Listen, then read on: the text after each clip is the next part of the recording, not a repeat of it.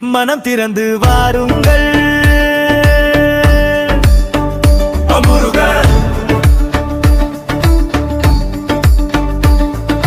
அலங்கரித்த கோபுரம் அழைக்குது வாயன் மகனே. அருண்மலை போன்ற அன்புடன் அழகான சிரிப்பில் காத்திருப்பார். அருகடை வேடமிட்டு அருள்மழை பொழியும் ஆண்டவன். அடியாரை அணைத்து நிற்கும் அன்பு சிந்தும் சித்த மகன். முருகனை தரிசிக்க துறையூர் வாருங்கள். துறையூரில் குடிகொண்டு